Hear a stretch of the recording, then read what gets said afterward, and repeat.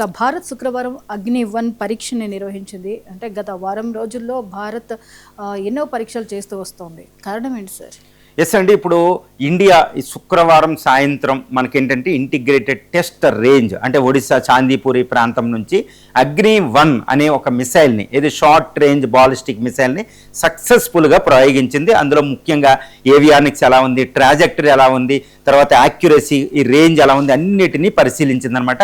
ఈ అగ్ని-1 అనే మిసైల్ అనేది చాలా కీలకం. యాక్చువల్గా చెప్పాలంటే గత కొన్ని నెలల్లో, గత వారం రోజుల్లో భారతదేశం భయంకరమైన వెపన్స్ని పరీక్షిస్తుంది. ఎందుకు కారణం చెప్పేటప్పుడు ముందు అగ్ని కోసం చెప్పాలంటే, అగ్ని ఏంటంటే ఆల్రెడీ ఇది 1989 నుంచే 89లోనే మొట్టమొదటి అగ్ని మిసైల్ ప్రయోగించి ఈ strategic command force, strategic missile ఫోర్స్లో మనం పెట్టడం జరిగిపోయింది.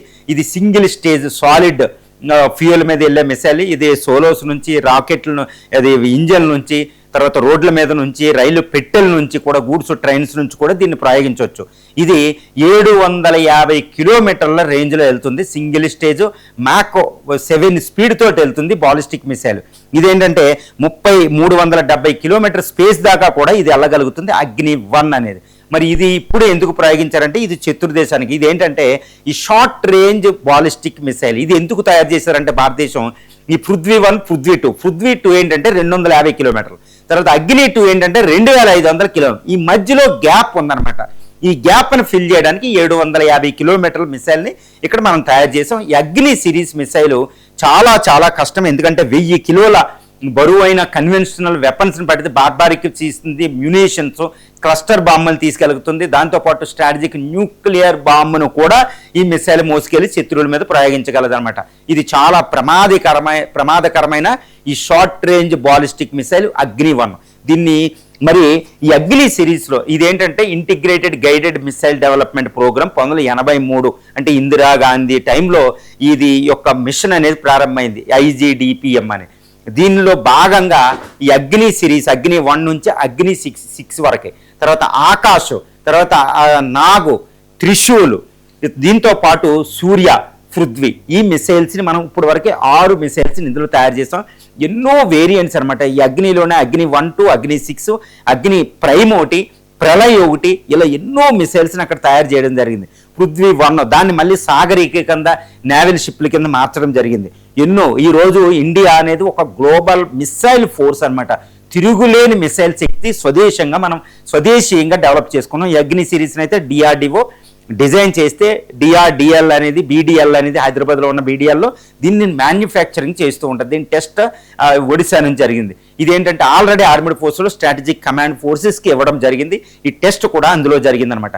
మరి ఎందుకు భారతదేశం కొన్ని రోజులుగా విపరీతమైన టెస్టులు చేస్తుంది? ఎందుకు చేస్తుందంటే, ఏం టెస్టులు చేసిందంటే, ఫస్ట్ ఈ మేలో, ఆ తర్వాత ఏప్రిల్, మార్చి నుంచి మన ఈ సంవత్సరంలో చూసుకుంటే ఎన్ని టెస్టులు అయినాయి అంటే, ఈ అగ్ని-1 అనేది ఇప్పుడైంది.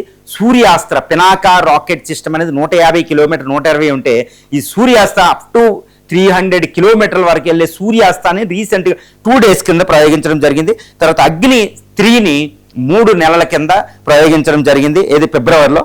అగ్ని-5కి సంబంధించి ముఖ్యంగా ఈ మిర్వ్ టెక్నాలజీ రీసెంట్గా చేసింది, ఒక వారం క్రితం. MIRV multiple independently targetable re entry vehicle, అంటే ఇలాంటి మిసైల్స్ ఒకేసారి 12 వారిహడ్ల దాకా తీసుకెళ్లదు అనమాట. ఈ మిర్వ్ అనేది అత్యాధునికమైన టెక్నాలజీ అనమాట. దాన్ని మనం చాలా చక్కగా యాక్యురేట్గా ఉందో లేదో ప్రయోగించామన్నమాట. ఇది ప్రపంచం ఆశ్చర్యపోయింది దాన్ని చూసి. తర్వాత యాంటీ ట్యాంక్ ఒక మిసైల్స్ని ఒకటి ప్రయోగించడం జరిగింది. తర్వాత హైపర్సోనిక్ వెహికల్, ఇది ర్యామ్ జెట్, స్క్రామ్ జెట్ అని ఉంటాయి అనమాట. ఈ స్క్రామ్ జెట్ ఇంజిన్ అనేది హైపర్సోనిక్ మిసైల్ గ్లైడ్ వెహికల్కి ఉంటుంది, దాన్ని కూడా ప్రయోగించడం జరిగింది. తర్వాత ఈ విధంగా ఏంటంటే భారతదేశం విపరీతంగా టెస్టులు చేస్తుంది. తర్వాత అక్కడ ఈ హరిశోధన్, INS హరిశోధన్ సీ ట్రయల్ జరుగుతున్నాయి. ఎన్నో షిప్పులు మనం పంపిస్తున్నాం. తర్వాత ఎన్నో ఆపరేషన్లు, ఎయిర్ ఫోర్స్ ఇవన్నీ ఎంత అలర్ట్గా ఉన్నాయో ఎంత చూస్తున్నాం రాజస్థాన్, గుజరాత్ దగ్గర. ఈ విధంగా ఈ సంవత్సరంలో ఎన్నో మిలిటరీ ఆపరేషన్, ఎన్నో టెస్టులు, ఇటు రాకెట్ల నుంచి, మిసైల్స్ నుంచి, తర్వాత ఎన్నో డ్రోన్ల నుంచి ఎన్నో చేస్తున్నారనమాట. మొత్తం ఈ కర్నూలు, నాగాయ లంక దగ్గర నుంచి, ఇటు తర్వాత కర్నూలులో మిసైల్ టెస్ట్ రేంజ్ నుంచి, రాజస్థాన్లో అక్కడ గన్నో ట్యాంక్ రేంజ్ నుంచి, ఇటు నుంచి లడక్ నుంచి దేశవ్యాప్తంగా ఈ టెస్టులు చేస్తూ ఉన్నామంట. నోటం ఇష్యూ చేసి, అంటే ఏంటి, ఎందుకు చేస్తున్నారు అంటే యుద్ధానికి సన్నద్ధత. ఎందుకంటే మనం ప్రపంచంలో ఇప్పుడు యుద్ధాల సంవత్సరం అనమాట ఇది.